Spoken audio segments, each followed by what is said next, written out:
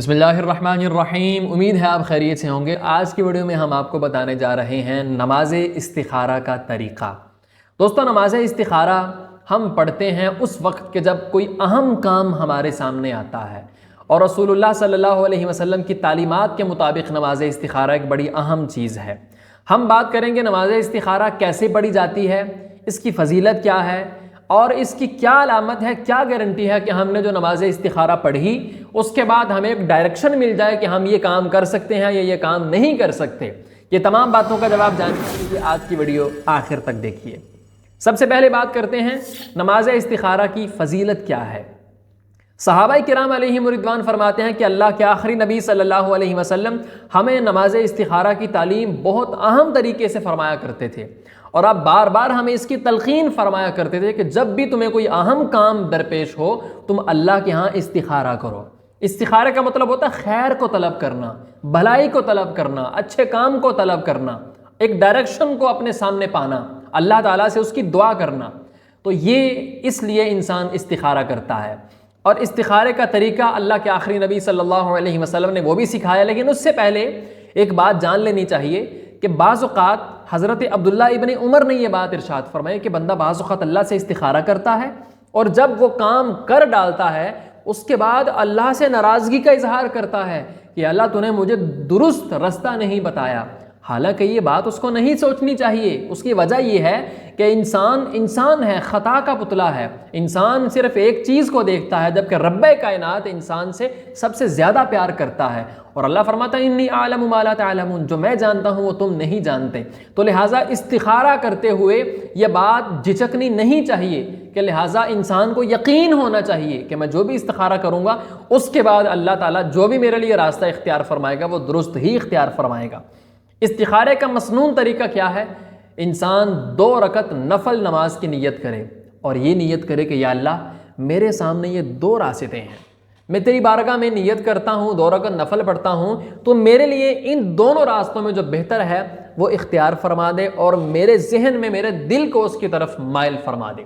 پھر انسان 2 رکعت نفل نماز پڑھے، سمپل جیسے نماز پڑھی جاتی ہے، سورہ فاتحہ، سورہ اخلاص، وہ پڑھ کے تو اس کے بعد ہم نے دعائے استخارہ پڑھنی ہے۔ وہ دعائے استخارہ کیا ہے؟ آپ کو اپنی اسکرین پہ نظر آ رہی ہوگی، آپ اپنی اسکرین پہ دیکھیں اور میرے ساتھ مل کر یہ دعا پڑھیں۔ آئیے دعا استخارہ پڑھتے ہیں۔ اللہم انی استخیرک بعلمک واستقدرک بقدرتک واسألک من فضلک العظیم فإنک تقدر ولا اقدر وتعلم ولا اعلم وانت علام الغیوب۔ اللهم إن كنت تعلم أن هذا الأمر خير لي في ديني ومعاشي وعاقبة أمري فاقدره لي ويسره لي ثم بارك لي فيه، وإن كنت تعلم أن هذا الأمر شر لي في ديني ومعاشي وعاقبة أمري فاصرفه عني واصرفني عنه واقدر لي الخير حيث كان ثم أرضني به۔ اس دعا کا ترجمہ کچھ یوں ہے: اے اللہ، میں آپ کے علم کا واسطہ دے کر آپ سے خیر طلب کرتا ہوں، اور آپ کی قدرت کا واسطہ دے کر میں اچھائی پر قدرت طلب کرتا ہوں۔ آپ غیب کو جاننے والے ہیں، اے اللہ آپ علم رکھتے ہیں، میں علم نہیں رکھتا، یعنی یہ معاملہ میرے حق میں بہتر ہے یا نہیں، اس کا علم یا اللہ آپ کو ہے، مجھے نہیں ہے۔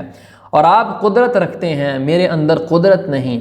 یا اللہ اگر آپ کے علم میں ہے کہ یہ معاملہ میرے حق میں بہتر ہے، میرے دین کے لیے بھی بہتر ہے، میری معاش اور دنیا کے اعتبار سے بھی بہتر ہے، اور انجام کار کے اعتبار سے بھی بہتر ہے، تو اس کو میرے لیے مقدر فرما دیجئے، اور میرے لیے آسان فرما دیجئے، اور اس میں میرے لیے برکت پیدا فرما دیجئے۔ اور اگر آپ کے علم میں یہ بات ہے کہ یہ معاملہ میرے حق میں برا ہے، میرے دین کے حق میں برا ہے، یا میری دنیا اور معاش کے حق میں برا ہے، یا میرے انجام کار کے اعتبار سے برا ہے، تو اس کام کو مجھ سے پھیر دیجئے، اور مجھے اس کام سے پھیر دیجئے، اور میرے لیے خیر مقدر فرما دیجئے جہاں بھی ہو۔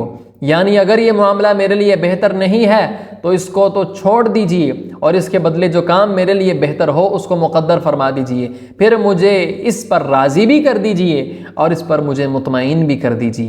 آپ کی نماز استخارہ مکمل ہو گئی۔ اب اس کے بعد ہماری سنی سنائی باتوں کا سلسلہ ایک بڑا عام رہتا ہے۔ وہ یہ رہتا ہے کہ استخارہ کرنے کے بعد ایک خواب آتی ہے، اور اس میں ڈائریکشن دی جاتی ہے کہ آپ کو ایک رنگ دکھایا جاتا ہے کہ یہ کام آپ کریں گے یا نہیں کریں گے۔